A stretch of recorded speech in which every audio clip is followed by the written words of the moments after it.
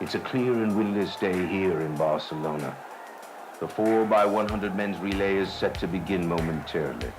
Standing at the ready is Carl Lewis in his third Olympic Games, a legendary runner going for his 8th gold medal, the most of any runner in U.S. history.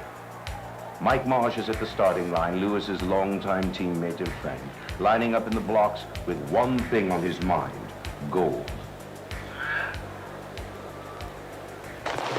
The race begins. Marsh really turning away in lane 4. Nigeria going well, but the U.S. is starting to pull ahead. Burrell gets the handoff and he's off. The British team doing well here. On the inside, the Cubans and the Nigerians battled it out, but it's the United States in first. And look at Carl Lewis go. Carl Lewis has anchored them home. And the world record is gone. 37.40 seconds. Mike Marsh, the leadoff man, took them out while Burrell tore down the back straight, handed to Mitchell at the curve and then to Lewis. And no one had a chance at that lot. What few people know is that these men, these great competitors, train together on one track, on one team, in one location. The Santa Monica Track Club.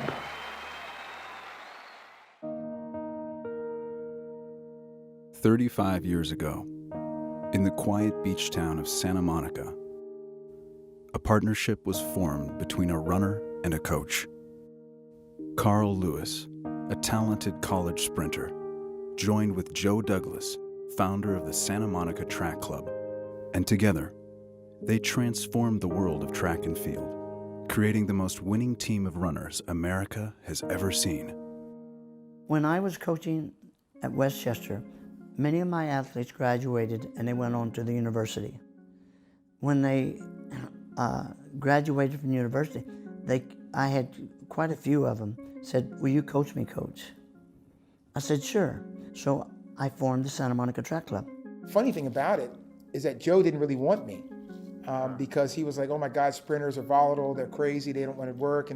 And so I was really too naive to know that he was like, "I really don't want you, but I'm doing it for him," you know.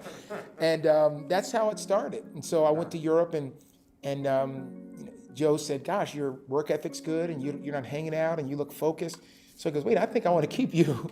In the U.S., the 3 major sports are baseball, you have basketball, and you have football. And so when Carl Lewis came along, he was the first person in track and field to kind of have that status. Like, he was a superstar. Carl Lewis was perceived as being a Usain Bolt type, a spectacular athlete who was going to transcend the track and field and help make a large audience for it, and of course he did. I think what I tried to do is just be myself. When I want to win, I grit, and when I'm happy I've won, I show it. Lewis is flying, he'll get up! He's broken the world record! It's the greatest sprinting performance you'll ever see. Yet another victory, that's the way it's been most of the way through. Carl Lewis really enjoying that one. And the world record has gone, 37.40, and Carl Lewis has anchored them home. He's been one of the consummate entertainers throughout the 1980s and 1990s. Still looks as fit as a fiddle to me. I was self-motivated personally, and I know that Joe obviously is the same way, but I also realized that you just can't do it by yourself, and if your focus is only on yourself, then it's going to crumble. And if you're at the top and you build the bottom, then you're going to all rise. So Carl Lewis did something that would change the world of track forever. He invited his fiercest competitors to train with him, creating a team of rivals. His first call was to Leroy Burrell, one of the world's fastest men. Former world record holder Leroy Burrell is one of Carl Lewis's big friends at the Santa Monica Club. They're also great rivals over 100 meters.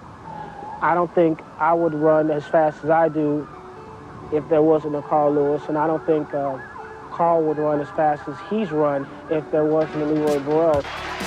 Was a truly astounding run. He came storming through in the last 50 meters. 9.85, the new world record. Perfect display of sprinting. This is the fastest piece of sprinting the world has ever seen.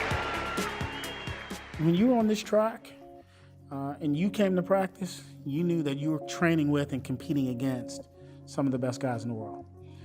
And if you could distinguish yourself here, all those other guys were easy. I think that Carl and Joe had a vision, and they wanted to see themselves at their best. And the best way to do that is to be surrounded by the best. You know, it was a competition just to be on that relay, and it was a competition in practice every day. One of the things that's difficult traditionally about the U.S. system for runners is that it's university-based. And once you've graduated from university, what do?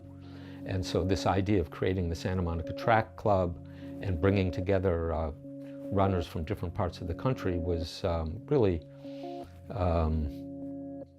almost revolutionary. The one thing that became very clear and to this day is true, Santa Monica Track Club was more than a track team. It was a family.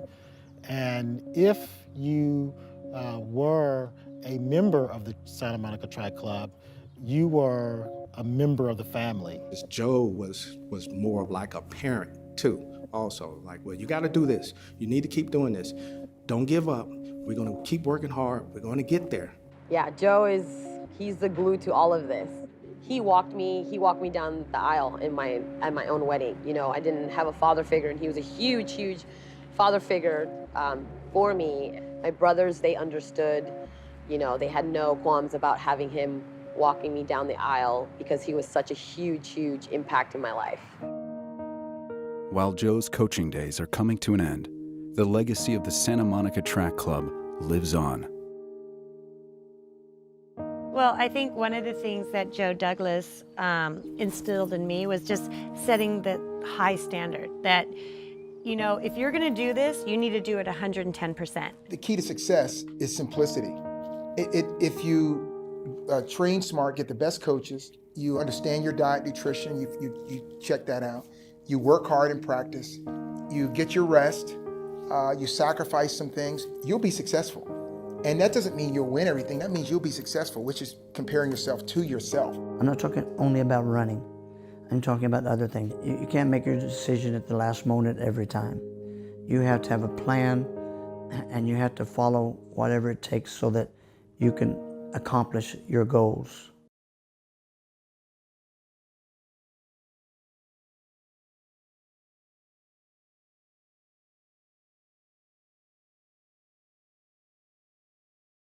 Because we're